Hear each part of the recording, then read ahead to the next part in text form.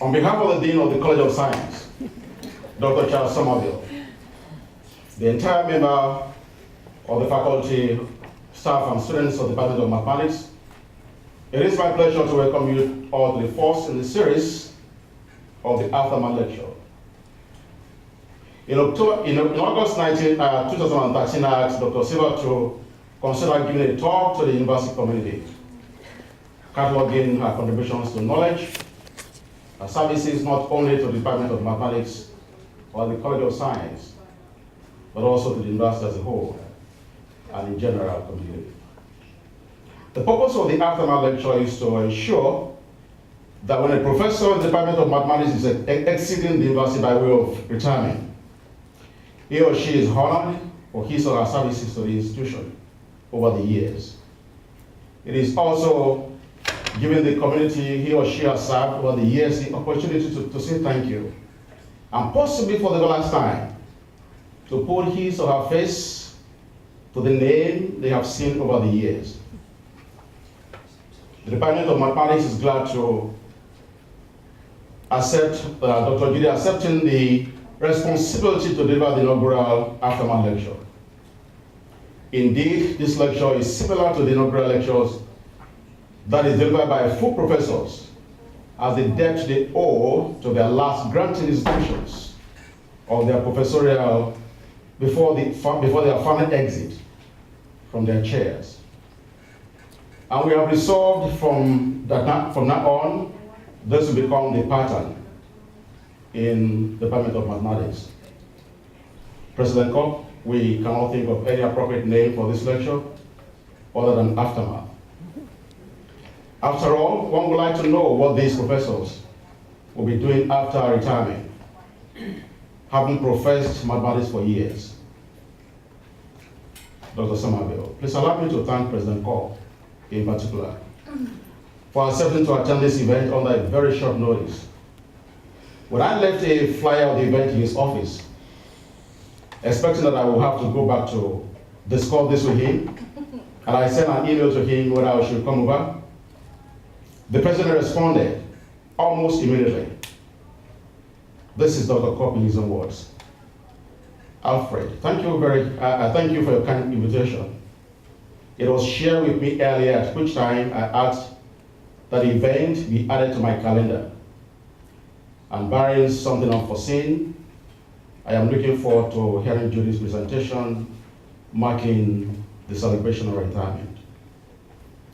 Now I'm asking, and I'm thinking, the president will be acknowledging that, in quote, mathematics is big enough to matter, and small in program enough to care, unquote. And on this note, ladies and gentlemen, I want to thank you very much for honoring the occasions, and I welcome you all. Thank you. I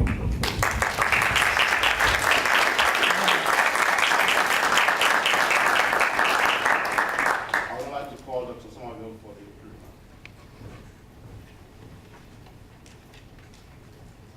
Do I need the microphone? That's okay. Do you need the microphone? All right. You got me?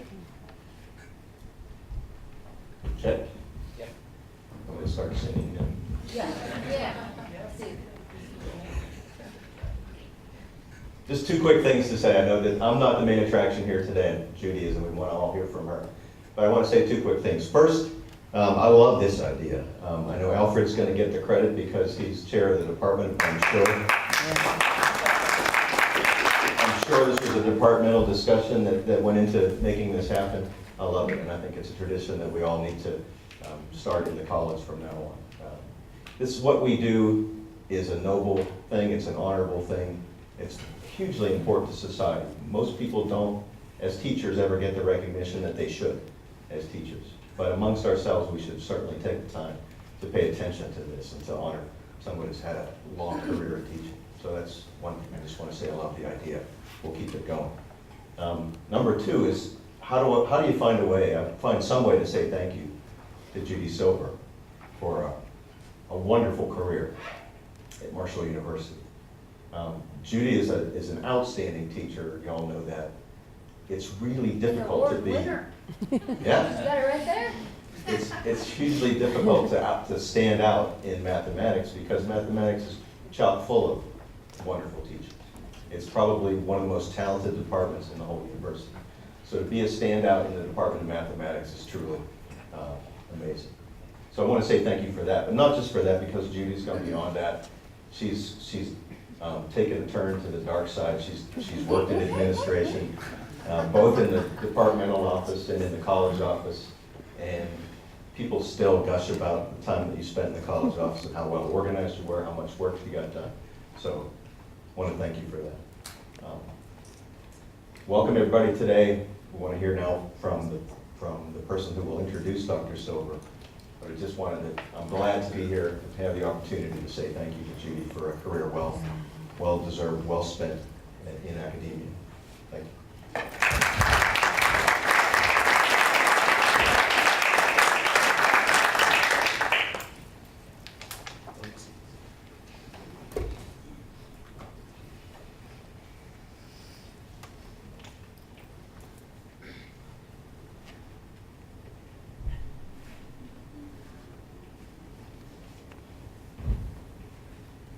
Thank you. The task of introducing somebody who needs no introduction is something I thought about in a while, especially after you have much information on the program itself. But let me tell you some things about Judy that perhaps don't appear there. Let me also get my eyes into focus here. There are a number of things about her that don't appear there. Her commitment to the teaching, as exhibited by the fact that she gives, at least in the classes that I was able to have contact with, daily quizzes to her classes. And that's a marvelous thing of commitment. She has high standards and fairness. She grades the quizzes, which I always found to be difficult myself. She has generosity. She has covered many of my classes. As a matter of fact, I owe her so many, she could have postponed retirement for a semester or two, and I'd still be doing all her classes and paying for what she has done for me. She has the ability to experiment and take risks. When she's covered my classes, she has tried to use the techniques that I use in the class, and I've got to admit that that takes a certain amount of nerve. She does have a sense of urgency. She feels she needs to get out of here. And she's an outstanding person. She has a good work-life balance. Health, family, her family, and her career in that order of importance. I've never seen her sick. She has a marvelous family. She is a wife, mother, grandmother, and a marvelous professor. So, with that, here's Judy.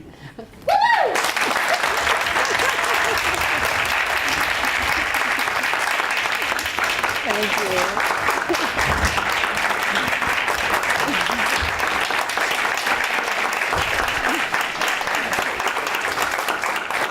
We have something.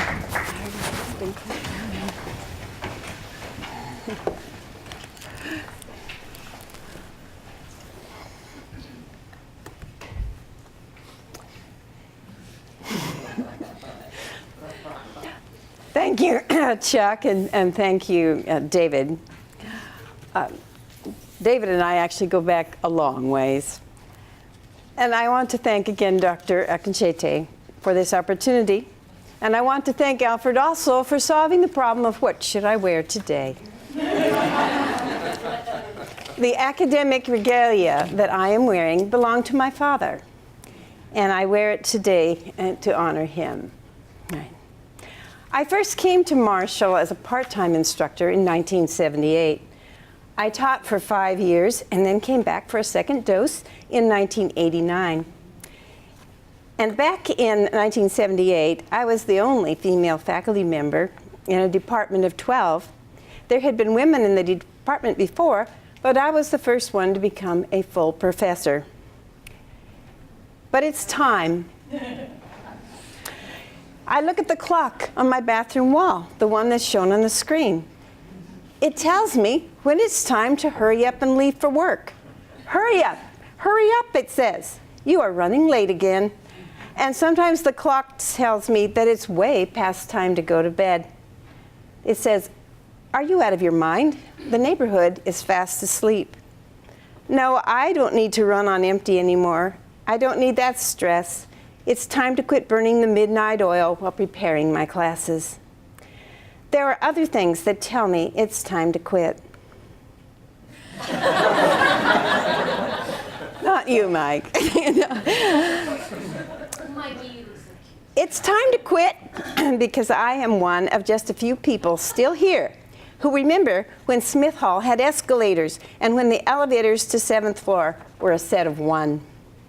I know it's time to quit when I look at the photos on the department chairman's office. 13 math chairmen pictured on the wall, and I personally have known all but 3. I know it's time to quit because of the outstanding young math PhDs that are available. This year's Math Search Committee received close to 500 applications. I know it's time to quit because that is the only way I can get my husband to quit spending money on his college education.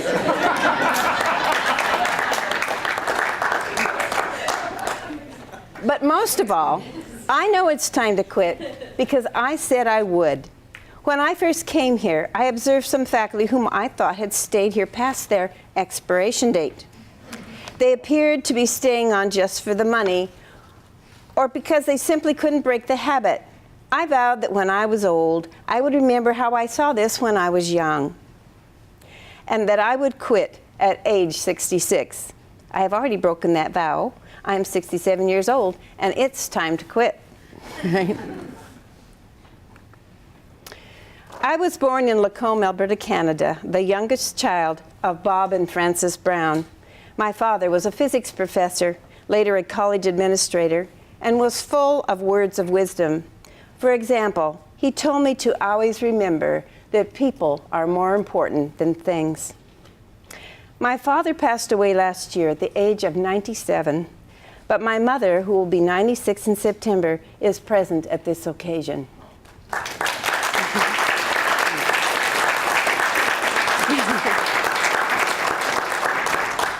She was a registered nurse and has always been a wonderful mother.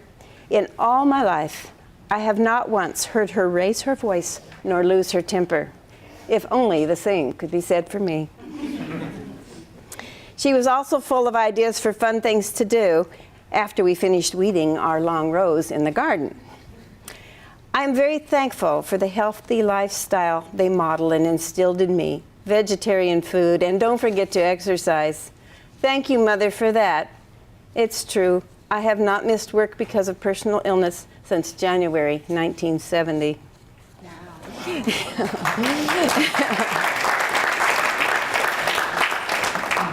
We moved to Seattle when I was only 6 months old.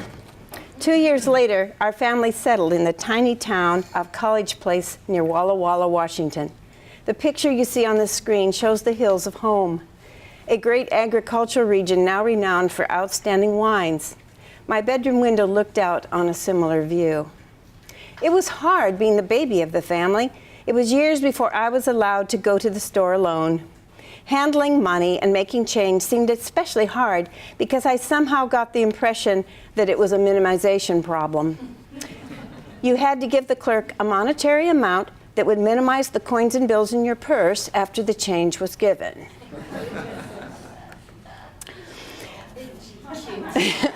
Finally, when I was 5 years old, I went to the store with my sister Becky, and she let me hold the money while she was looking for something. I was determined not to relinquish the purse. When it was time to pay, I handed the clerk extra coins for our purchase. He told me it was too much, so I explained how I figured it out and what the change should be. There were no automatic cash registers in those days, so the clerk carefully calculated the transaction on paper, looked at me strangely, and then gave me back the change. That made me worry. Had I done something wrong? But later he told my father about the incident, and my dad seemed very pleased. From then on, I knew that I was good at math. My other distinguishing characteristic was my bright red hair. My friends would sometimes say, "Don't stand in the sun, Judy Ann, you hurt our eyes." And my sister called me Carrots. We were an interesting pair, she and I. She sometimes called me the Tennessee Stud because I was long and lean and my eyes were green. Becky, you see, was a shorty. I passed her in height when I was 2.5 and she was 4. I was almost 8 inches taller, but she was cute and quick and very coordinated. I was the thoughtful one and more clumsy. My second grade teacher bragged about a student she had had the year before me, a girl who could do a whole page of figures in record time and get a perfect score. It was my precious sister, Becky. Maybe I worked hard at math because I was trying to catch up with her. When I reached the age of 10, I joined her doing part-time summer work in the fields around Walla Walla. A bus would drive around the county early in the morning, trolling for children who would work alongside the migrant workers picking strawberries. We received 50 cents a flat for picking the berries, but I frequently had to stay home to recover from sunburn. I told my friends that the freckles on my face were because of the little tiny holes in my straw hat. I found picking the carrots easier. We started before sunup when the fields were still wet from the sprinklers. Wages were only 10 cents a box, but I could earn money faster that way. When I turned 12, I got a full-time summer job as a babysitter. And then, at the age of 14, my father signed me up to work on the college custodial crew. Except when I was caring for my own small children, I didn't have another summer off until last year. My parents were music lovers and made sure that Becky and I had lots of music lessons. Becky played the harp, while I played a less unwieldy instrument. When my sister reached 9th grade, a teacher whom I will call Mr. B was assigned to teach her Algebra 1 class. Mr. B had never taught algebra before. He was a business education teacher who was assigned to Becky's class because there was no one else to teach it. And it was a terrible experience for Becky. He couldn't explain what he was doing. He often did things wrong, and he would go for weeks without getting the student papers back. That's when I first saw the value of being a good teacher. Becky got a D in Algebra 1, and she never took a math class again. Well, I have a PhD. Right? Becky had the same mental equipment that I did. In fact, during her senior college year, she scored highest in her class on the National League of Nursing exam, a feat which my mother also achieved. But chemistry classes were torturous for her because of her poor algebra skills. I, however, was fortunate to have had a series of wonderful math teachers. I particularly remember Mr. Sorensen, a teacher who challenged us in geometry class. He didn't bother to tell us you couldn't trisect an angle until after we had worked on it for 2 weeks.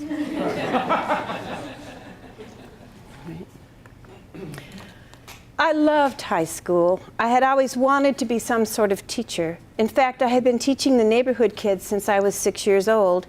In first grade, I wanted to be a first grade teacher. In second grade, I wanted to be a second grade teacher, and so on.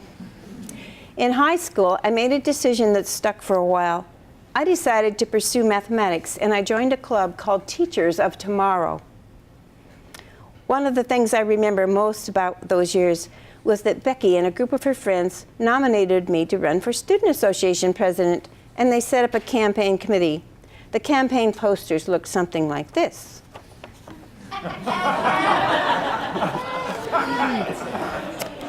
One long carrot was painted on butcher paper and taped to the stairway ceiling. They had made the carrot curvy to emphasize that a girl was running for president. No girl had done that before. But our principal said the picture was too sexy, so they had to repaint it to look straighter, which was more like I truly was. Right? I started college uncertain whether to major in mathematics, English, or interior decorating. The deciding factor was that I loved being around the guys that were in physics and math. I enjoyed their geekiness and their droll humor, and I didn't want them to get ahead of me. There were 12 math majors in my class, and once again, I was the only girl. It was in advanced calculus class where I got to know Don Silver.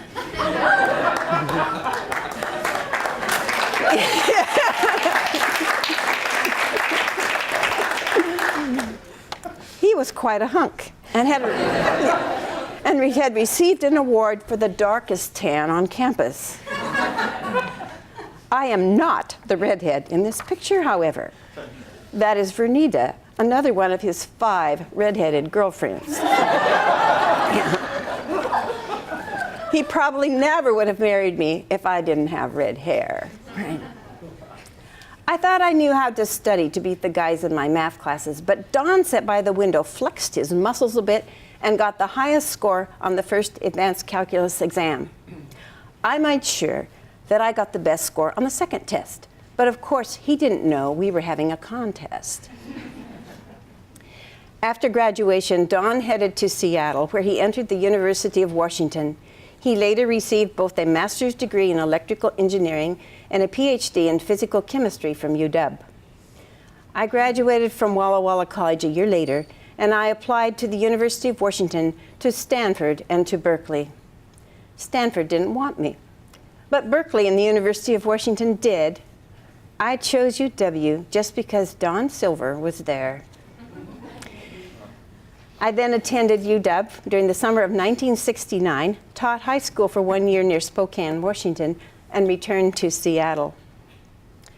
Those were years of great turmoil on the major college campuses. Posters such as this appeared frequently around campus, encouraging us to rally against the Vietnam War, against the Dow Chemical Company for making napalm, against the UW administration for allowing the ROTC program on campus. My roommate, an African-American girl named Jo Pompey, faithfully attended the Black Student Union rallies that were held at noon on Wednesdays. There were streakers on the campus, flashers in the windows, riots on the streets, and tear gas in the air. The administration building was bombed, and so was the ROTC building, twice. On one Memorial Day, one of my girlfriends leaned out of our dorm window and poured a cup of water on the long hairs who were rioting below. In less than 2 minutes, a policeman was in our room. "Don't do that again," he told us sternly, "or we will book you for inciting riot." During those years, I turned from brown to silver. Most people slowly make that change as they age, but my maiden name was Brown, and I turned to silver in a matter of minutes on my wedding day. Don and I rented a studio apartment, and I worked diligently on my master's degree. I wrote my thesis with one of my favorite teachers, Dr. Thomas Hungerford. Then 1 month after my degree was finished, little Christy was born. In the summer of 1975, Don took a job with Hewlett-Packard in Avondale, Pennsylvania. I was 8 months pregnant, but we hopped on a plane and flew away from cool Seattle to Philadelphia, where we were greeted by 95-degree heat with 95% humidity. Shortly after our arrival, our daughter Katie was born, and then in 1978, we dug up roots again. Don had taken a job with the Ashland Oil Company. This picture was taken in front of our house in the Guyana Estates area of Barbersville, the first house we lived in when we came to this area. It's just like the one that John Droste lives in now. I have entitled this talk, "An Accidental Professor," because I never planned on being a college professor. By 1978, I had spent 7 years doing the geometry of the diaper, and I was happy as a homemaker. But Christy was entering 2nd grade, and they needed a teacher's aide. I committed to working at her elementary school for 5 mornings a week with 3-year-old Katie in tow.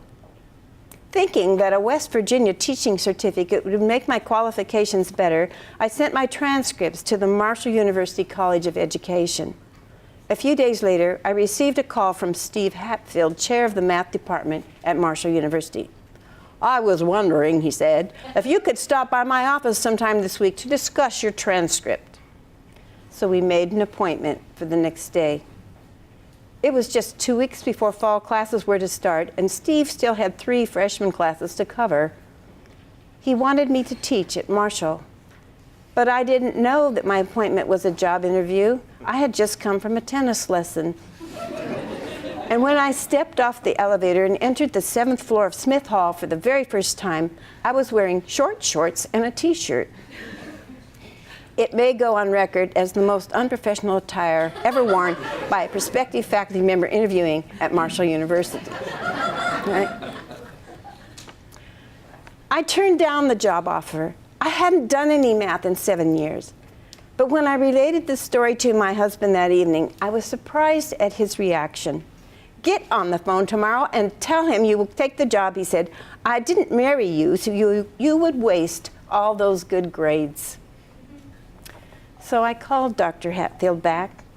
"Yes, I will teach, but only if you can work around my prior commitment to be a teacher's aide." I ended up working as an aide for 5 mornings a week, teaching 3 75-minute classes back-to-back on Tuesday and Thursday afternoons, and taking a special education course as well as a statistics course on Tuesdays and Thursday evenings. That's when I met Jerry Rubin. I needed those classes to get my West Virginia teaching certificate. Back too far. Where's my chair picture? I'm missing a picture. Oh, well, you'll get to it in a minute. There was a picture of a wooden chair. In those days, many of the chairs on the 5th floor of Smith Hall were made of wood. Some of them, particularly the ones in SH 518, were conveniently tattooed with the quadratic formula. The one and only elevator was labeled faculty elevator. Only faculty members and handicapped students had keys. The keys were of little value, however, because as soon as the door would open, everyone in the surrounding area would pile in. I was assigned to teach 3 sections of Math 110 that fall. It was a course for non-science majors and has now been replaced by Math 121. 45 students were enrolled in each class. My math was really rusty, and those first few months were tough, particularly in the stats class I was taking. Then midway through the first semester, I discovered that one of my students was the son of Dr. Hayes, the president of the university. More stress. And now for the next picture. As teachers, we find our greatest reward in our students. In the fall of 1979, my class in SH 518 was populated by a rowdy group of football players. One of them, Carl Lee, was from South Charleston High School and later played for the NFL.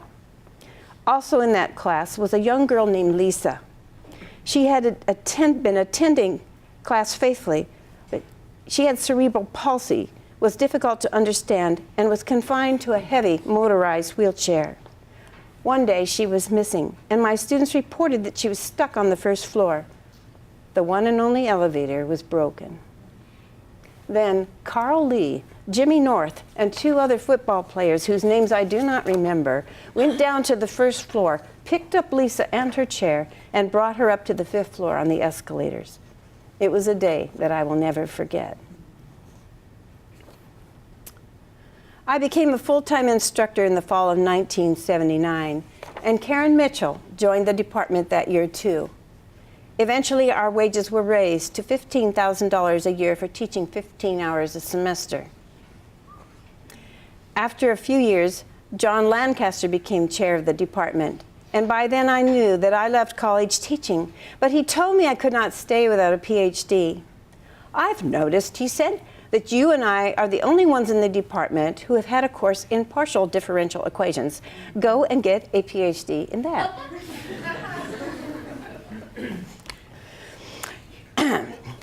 In hindsight, John L. did me a great favor. I began my doctoral studies in the summer of 1982 at the University of Kentucky, and my mother-in-law agreed to help with the children. Then in 1983, a miracle occurred. Don was transferred to Lexington. Surreptitiously, however, he had applied to the Marshall University Medical School and was accepted. I was torn. Did I want to give up Marshall, teach high school, and put my husband through med school? By this time, Don had added a Marshall MBA to his collection of degrees. "Please," I begged, I've already started my PhD at UK. Let me finish. You already have a PhD and 2 masters. And Don gave up his medical school plans so that I could have a career as a college professor. Thank you, Don, from the bottom of my heart.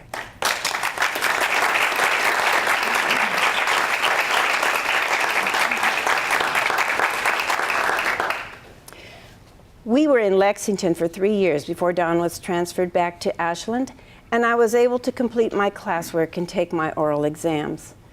The dissertation was finished later, enhanced by frequent solo trips back to Lexington to work with my advisor, John Lewis, in the field of PDE, partial differential equations. We wrote a paper about the Dirichlet problem for the heat equation. In layman's terms, this is equivalent to determine the temperature anywhere and at any time on a cold plate when a hairdryer is applied to the edges.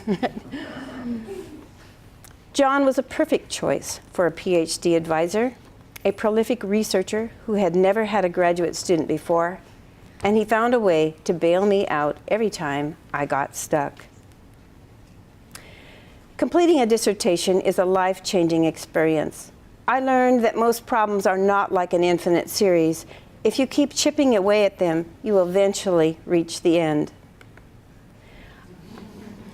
I learned important lessons from other UK professors too.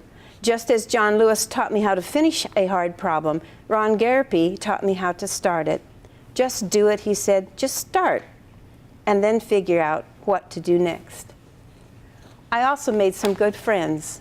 Evelyn Puplacoti, for instance, suffered through those years with me.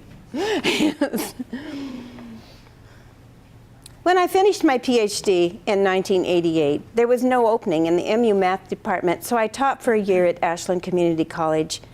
I then applied to Marshall, technically for the first time, and also to Shawnee State University in Portsmouth, Ohio. Shawnee offered me the most money, and ACC matched my offer at Marshall. But I came back to Marshall because of the people. I came back because I had been so happy working with my colleagues here at Marshall.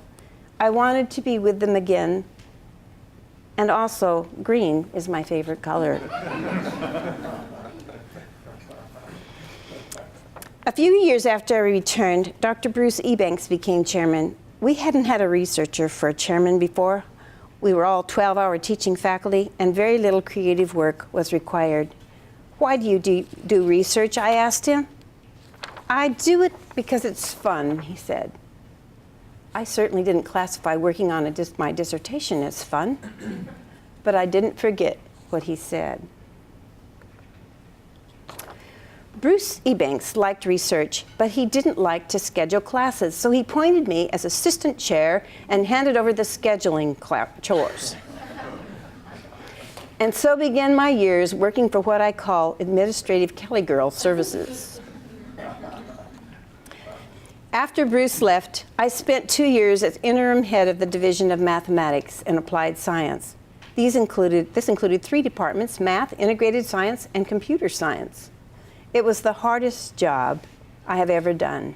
Days were busy with students and faculty walking in and out of the office, and I spent long hours in the evening writing reports and preparing for my 6 hours of assigned classes every semester.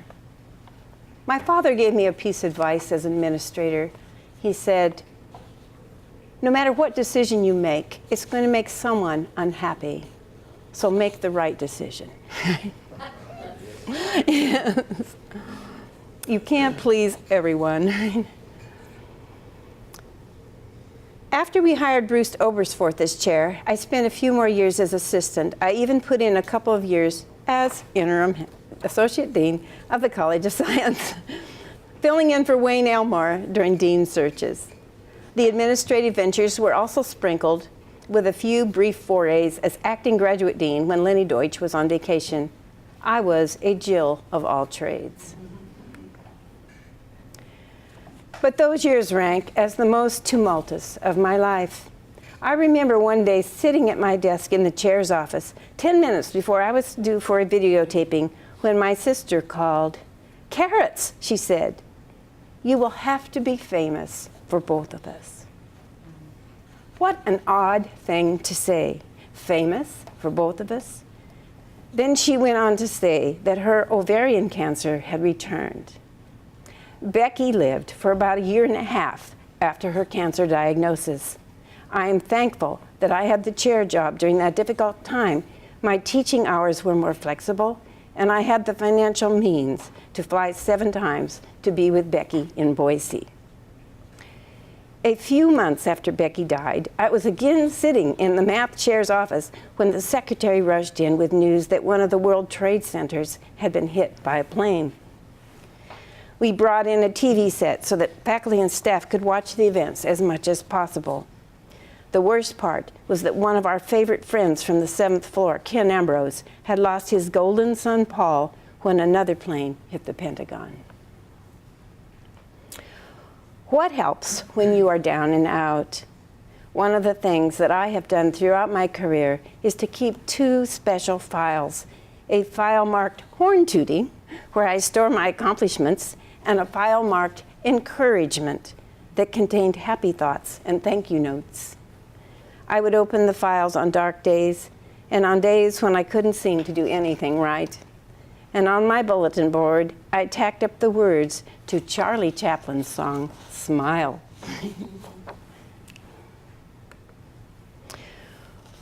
When I was a child, most of the mothers in my town didn't work outside of their home. That made it hard on my generation as we set out to be superwomen and have it all. The book Man's World, Woman's Place by Elizabeth Janeway discusses this issue. Janeway claims that women have almost always had vocations. Poor women used to work as thatchers, field hands, and domestic servants. They took their children with them or left them with grandmothers. Wealthy women worked as managers of their estates. It was only for a brief, relatively brief time, the 40s, 50s, and early 60s, when thanks to electricity and labor-saving appliances, middle-class women had time for hobbies and social activities.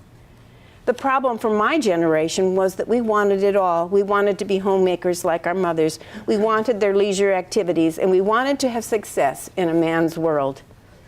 I took comfort in the fact that many women before me had worked hard. Here is a poem that I wrote while trying to do it all during my years at Marshall. The name of the poem is Kai, and I would like to dedicate it to all the working mothers in the audience. I was the last to join my family, father, mother, sister, me. What a happy youth I had. They cared for every need. I married Don, one more to watch over me, but Becky died at 55. Father, he failed too, and now it's me. In the middle, I have a job at Marshall, but there are others to uphold. The grandkids, daughters, and my mama, my sister's kids, my church, and of course my home. But remember Dieter Schepp, ich kann nicht mehr halten. For those who haven't heard of Dieter Schepp, he was a tightrope walker with the Flying Walendas. Dieter died in Detroit on January 31, 1962, when he caused the collapse of the Walenda human pyramid. His last words were, ich kann nicht mehr halten, I can no longer hold.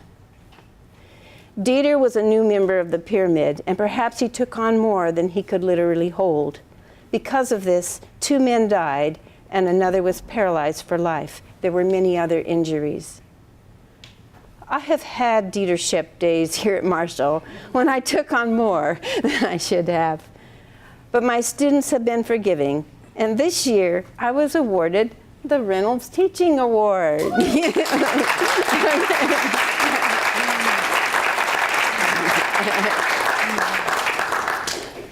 It was on April Fool's Day this year that Sherry Smith called to say that I had won the reward. I almost didn't believe her.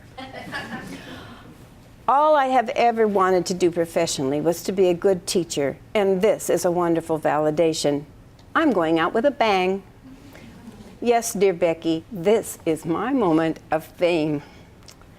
Upon hearing of the win, I quickly sent an email to my husband. Look, Don, I won the Reynolds Award. This was his electronic response. Very well done. It was all those vegetable bags. Maybe your hard work in teaching helped too, Don.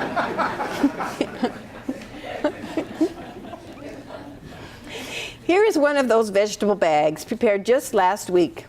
Don makes 2 of these creations every day, one for me and one for him. This one has yummy grapes at the bottom, a reward for noshing through all of the vegetables.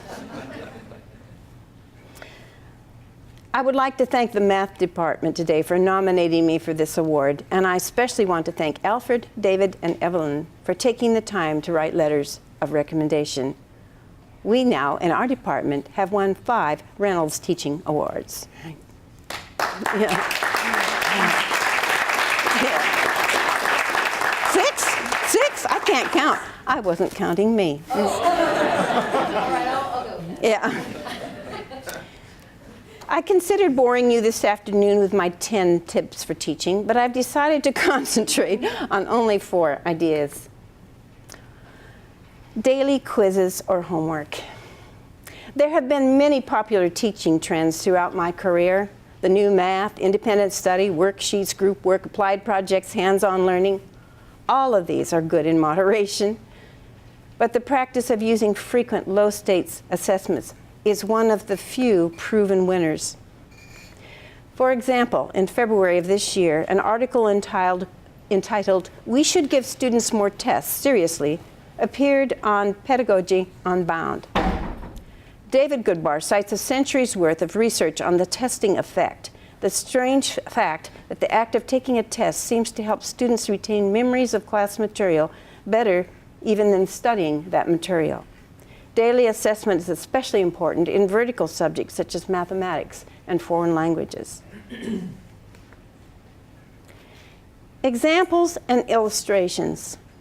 Through the years, I have collected and created a small arsenal of jokes, stories, visual aids, and hands-on activities that I use to vary classroom routines. Just as you need to vary your workout routine at the fitness center, likewise, you need to occasionally do something different in class to drive home a point and wake up sleepy students. Here's an example from one of my projective geometry classes. It's hard to see with this light right here, but the object shown on screen is called a Conic Generator. It is basically just 2 cones made of strings, a twisted bird cage. When a flat plane of light coming from a slitted sheet of cardboard on an overhead projector hits the strings, various conic shapes appear. In this case, the object is a hyperbola. More about conics later. Thinking clouds. Often students are unsuccessful with math problems because they approach problems in unproductive ways. I try to encourage them to think like a mathematician by illuminating what goes on in my own mind when I first look at a problem. To do this, I've adopted a technique used by cartoonists. I draw clouds next to the problems I'm working on with the words and diagrams that pop into my head shown inside the clouds. And number 4, treat them like your own. Treat your students like you would your daughter, your nephew, or your grandchild. If you do that, it will be easier to be patient, to give them kind answers, and to share your time with them. Because I teach a mathematics and art seminar course with Professor Jonathan Cox, I have had the opportunity to spend quality time with the Jaeger scholars when we go to the Black Hills in South Dakota. Here we are in 2011 at Mount Rushmore, the biggest tourist attraction in the area. But the main reason for our trip is to study with artist Dick Termes in Spearfish, South Dakota. Dick paints his artwork on spheres and Platonic solids instead of flat canvases. His creations are called termospheres and are often used to illustrate 6-point perspective, where rectangular objects remain in correct proportion no matter where you view them. And here is our infamous Oscar Mayer Wiener class in 2013. This trip was besieged by snow, fog, and airport delays. The only thing we saw in Mount Rushmore National Park was the parking attendant booth. But we took advantage of our extended time in Detroit to visit the Henry Ford Museum, and that's where we found the Wienermobile.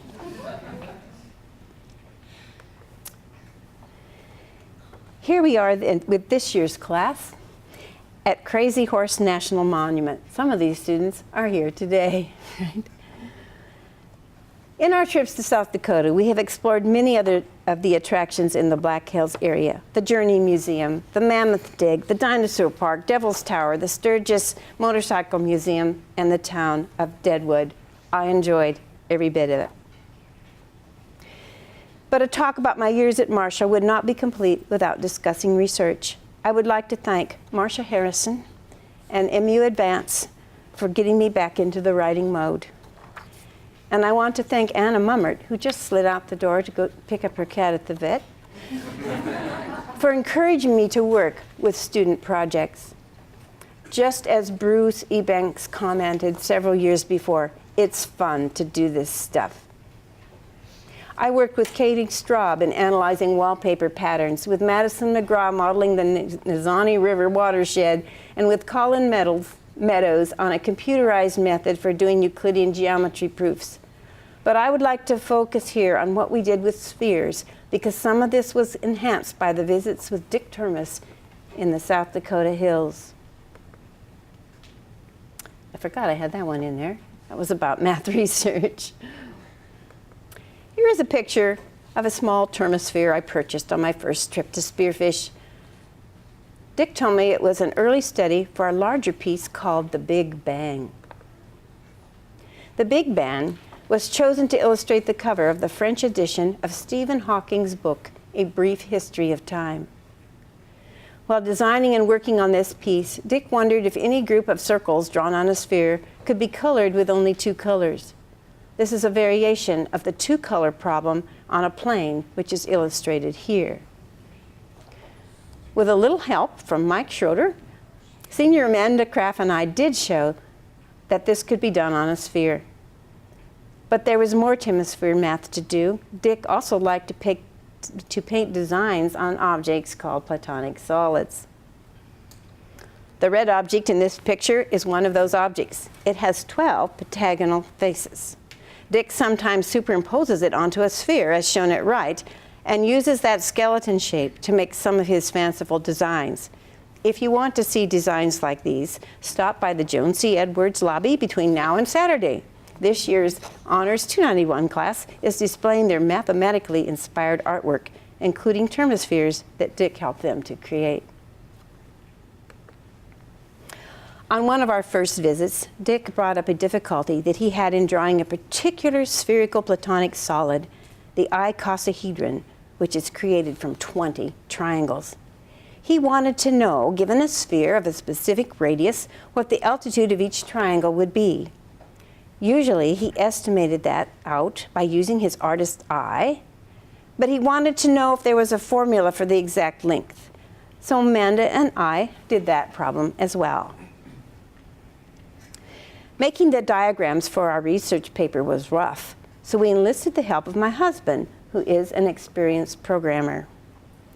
He drew them by starting at a specific point, determining how many lines would go into that point and branching out from there. But it didn't stop with just triangles and pentagons. He used squares and other shapes too, different colors for each branching step, and he even flattened the pictures out occasionally. He began sending me pictures like this. The pictures kept coming long after we finished our project. Some came via email, some appeared on my desk, some were stuffed under my door, and others were brought home for me to look at. The pictures multiplied like the brooms in The Sorcerer's Apprentice. Most husbands bring their wives flowers, he said. I bring you designs like these. I would like to mention two other research projects we did on the sphere. The Fresnay-Serre apparatus is illustrated by this train. It is basically a group of 3 vectors, arrows, that line up with the train's smokestack, the track, and the string that is pulling the train around the track. Those 3 vectors are used to describe the curve, the path the train takes through space. I worked with Karen Suhaka, Misty Tyler Wood, Saba Keshavarian, and Courtney Bell to create something similar for curves on a sphere. We use great circles instead of straight arrows, similar to the way that Dick Termes drew lines on a sphere. This picture shows a tangent great circle to the green point on the curve. Finally, we were able to get both a tangent great circle in orange, a normal great circle shown in green, and a vector binormal shown in red for any point on a spherical curve. And the last project I want to discuss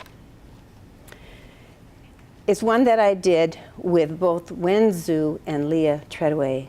We studied conics. As mentioned earlier in this talk, conics are shapes, such as ellipses, parabolas, and hyperbolas. They are often studied in pre-calculus classes along with the formulas, such as those shown on this slide. I knew from projective geometry that conic shapes can be made by drawing a bunch of rays from two centers, as shown by the blue and red dots in this figure. If you establish a rule by which you pair each line going through a red center with a line going through a blue center, those pairs will make intersection points that form a conic. In this case, we have a hyperbola. So I wondered what would happen if we used points on a sphere and great circles instead of straight lines. And this is what happened. Every time we drew one ellipse, we got two. And instead of getting distinct shapes for ellipses, hyperbolas, and parabolas, they all looked sort of the same. My trusty spouse made a program so we could once again churn out hundreds of these shapes, the black designs on these purple spheres. As you see, it has been a great ride, and I've had a lot of fun. My choice of a career was again validated when I saw the 10 best jobs for 2014 listed in April of this year. The top job was mathematician. Yeah. And number 2 was Math professor. tenured university professor. Why, I've had them both. What a wonderful life to live. But now it's time to say goodbye, and there are other roads to travel at this stage in my life. To my wonderful math colleagues, let me direct this goodbye, a praise, an admonition, and a blessing. Praise. I look at those faces posted outside the math office and seated on these first 2 rows, and I see my best friends. In fact, 3 of them, Matt, David, and Jerry, were here when I came many years ago. I was not wrong when I chose to come back to Marshall. You have known me when I was happy, when I was cross, even when my temper flew out of control. And you have forgiven and accepted me as one of your own. Thank you for that. We don't have big schisms in our department like other organizations do. This is a group of kind people, every one of them. Each has a special talent that we cannot do without. I couldn't ask for better colleagues. Admonition. In the book The Boys in the Boat by Daniel James Brown, the story is told of the crew team from the University of Washington who won gold in the 1936 Olympics in Hitler's Germany. The last member who was chosen for the team was Joe Rance, shown second from left in this photo. It appears that Joe had the strongest muscles, so why was he chosen last? The fact was that Joe tried really hard, but when he rowed as hard as he could and focused on getting on the team, the boat didn't go very well. Finally, Joe learned to be in the boat, to become one with his crew, and it was then that the boat started to swing. So I implore you to be in the boat. Don't focus on yourself and what is best for you, but rather do what is best for this department, for our students, and for Marshall University. When you work as one, the results will be even more amazing than they are now. And a blessing. In closing, I would like to adapt some of the words of Marshall's wonderful alma mater song. May the years be kind to Marshall Math. May she grow in fame. May her children fail her never, true to her beacon flame. Thank you for some wonderful years.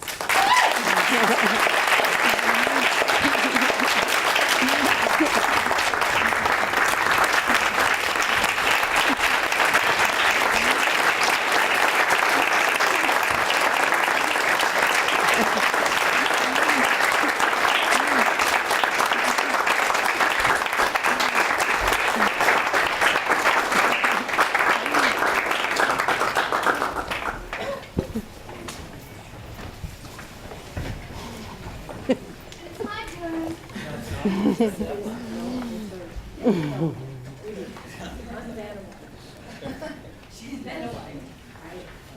friends, and thank you for coming to this first AfterMath lecture. Judy did a fabulous job.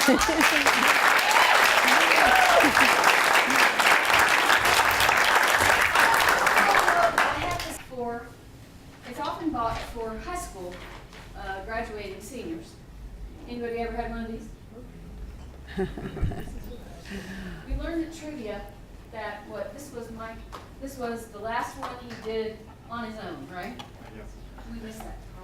That question, I know. We lost it because of it, but this is what I said.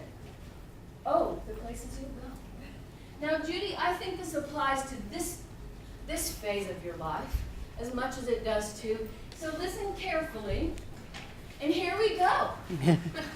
Oh, the places you'll go. Congratulations, Judy. I'll write it right here. Today is your day. You're off to great places. You're off and away. And you will succeed. Yes, you will. 98 1/4% guaranteed. Kid, you'll move mountains. So, be your name Judith Silver, Buxbaum, or Bixby, or Bray, or Mordecai, Alley, Van Allen, O'Shea. You're off to great places. Today is your day. Your mountain is waiting. So get on your way. Thank you.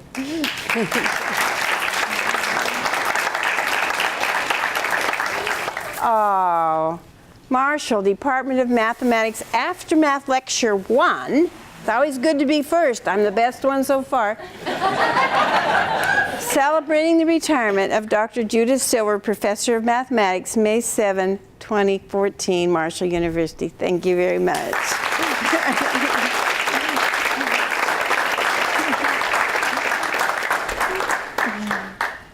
And then, of course, we have this is your parting gift.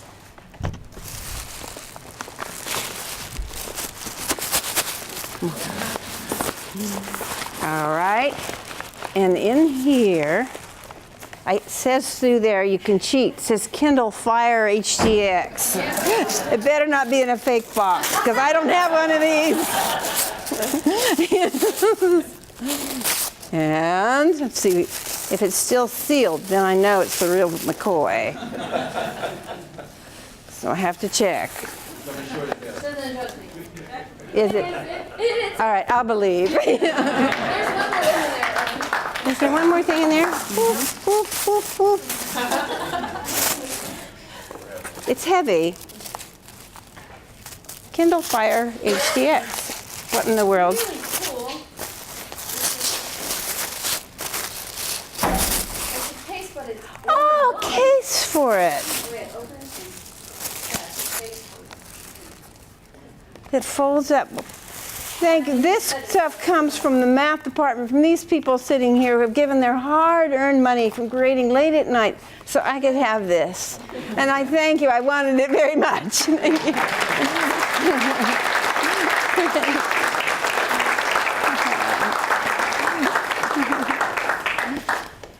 Thanks, Emma.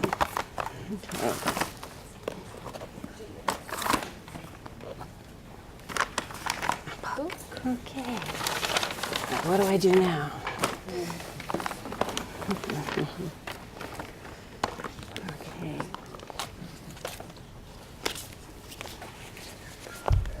So on this note, I want to thank you very much for coming. Thank you all. Thank you.